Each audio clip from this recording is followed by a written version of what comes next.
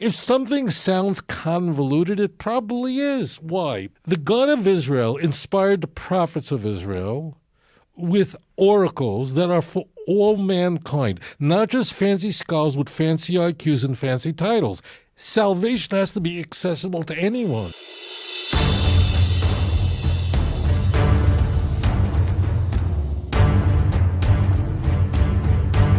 Okay, so Cully, you're live on the air. What's the question for Rabbi?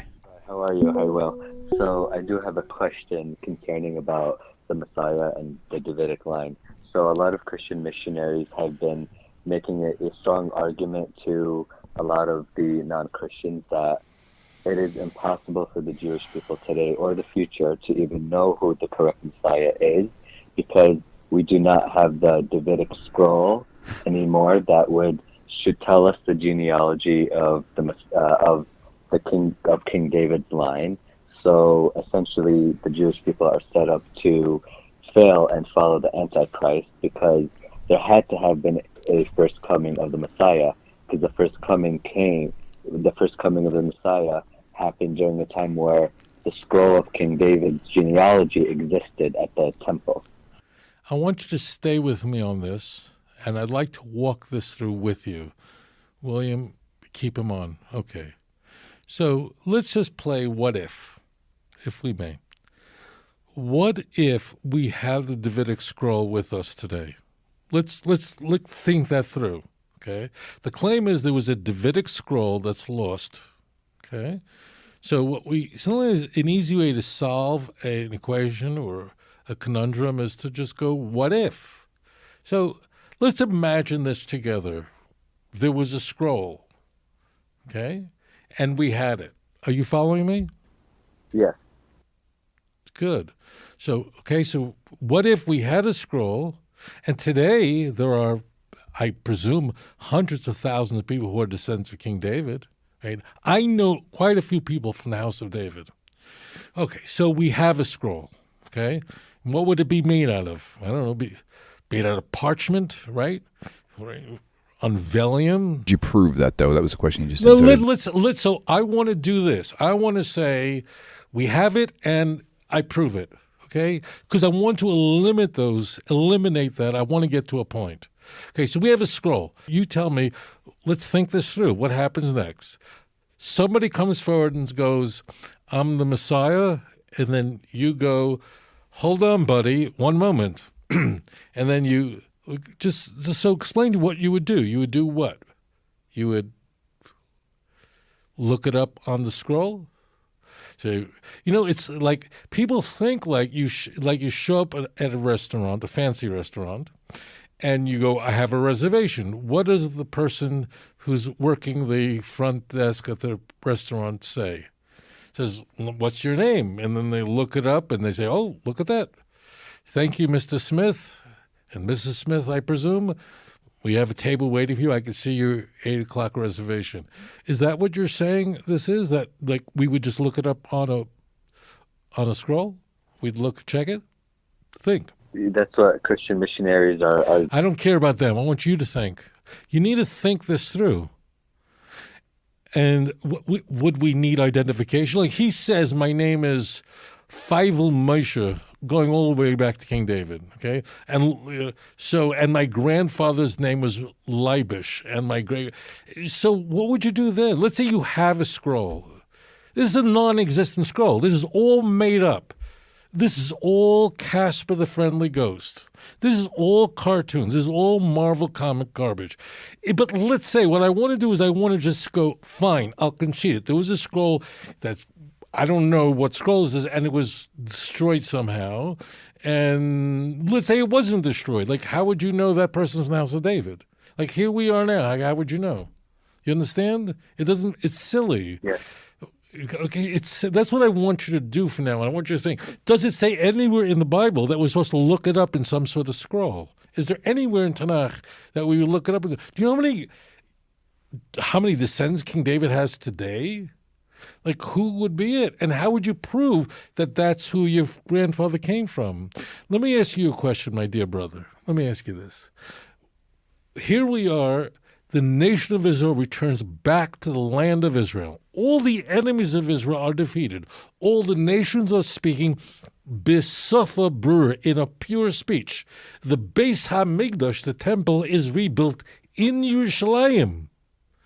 And here is the man. And we say, not so fast. I know there's a world knowledge of God, the ingathering exiles, the temple's built, but I want to see identification. And what ID would he present that he even is on the scroll? Biometrics? What? A passport? What do you see how silly this is? Anyways, thank you very much for your question. The Messiah by the actions of the... Messiah Mashiach by what he's going to do. And in fact, it tells us in the text, thank you for your question, if we look at Zechariah chapter 9, verse 10, all nations will serve him. That means if there's anybody doubting it, not so fast, that means he can't be Mashiach. The whole point of Mashiach is the whole world will serve him, Daniel chapter 7, verse 14. Gosh, if Christians knew Daniel 7:14 as well as they knew Daniel 7:13, we might not be in this much trouble, would we? It's a good circular thing. As when the true Mashiach comes, everyone knows. Now you ask, how will they know? How will they know? Because the whole world will be changed. Look what's going on in the Ukraine and Russia now. Need I say more? Look what's going on in Syria right now. Need I say more? Look what's going on in Iran right now. Need I say more?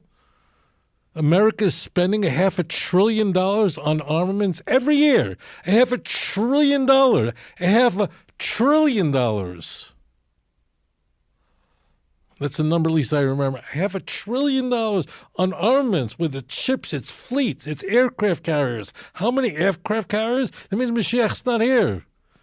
If America should have one aircraft carrier, that means Mashiach hasn't come. My dear brothers and sisters, there are many people, I'm sure they mean well, who declare their loyalty to the Bible, but they don't know it. To them, Jesus is Superman. You ever watch Superman? Superman was the one who showed up exactly at the right time, looked terrific, and knew exactly what to say and do at any given time. That's what you find in the Gospels. There's nothing like that in Tanakh. There's nothing like that in Tanakh. And I say this to you, I am very happy that some people like me. Make no mistake about it. I like people who doesn't want to be liked. Don't like me so much. Go back to the original text. Read it for yourself. I always say it to you, Kindle. Halavai, I only wish that you wouldn't need me. I don't want to be needed. I'm not saying I'm not happy people like me. To all of you who send me these wonderful messages, it means the world to me. But in truth, there's times that I say, don't rely on me. Go back to the text. If you read Isaiah, but in context, all of Isaiah, you're not going to believe in any of this stuff. That's all you need to do.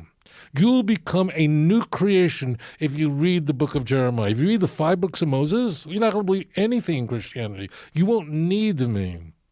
When Mashiach comes, the world will be changed, and everyone will know that he is the king. He is the Davidic king that will speak in the name of Hashem. Everyone will know that.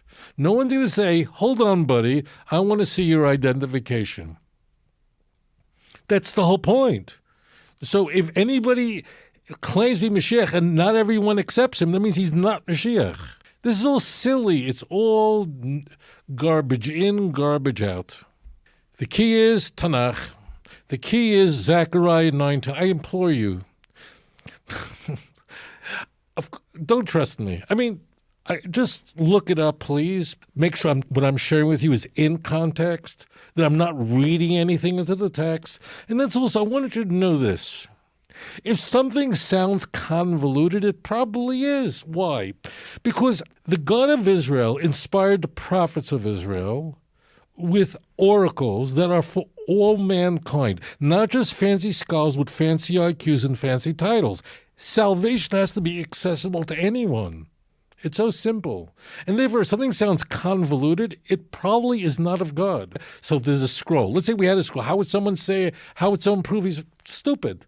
I love you. I'm sorry for throwing a tantrum, but I want you all guys to understand. I want you to teach you how to think. And it's not complicated. All I'm saying is put the Hebrew Bible first. The church says that the Hebrew Bible should be first. Its claim is, it's fantastic, that it is based on the Hebrew Bible. Fantastic doesn't mean bad, it's just, okay, you're making the claim, let's look it up for ourselves. Thank you for your question. אדון עולם אשר מלך בטרם כל יציר נברא ועת נעשה בחפצו כל אזי מלך שמו נקרא ואחרי ככלות הכל לבדו ימלוך נועם והוא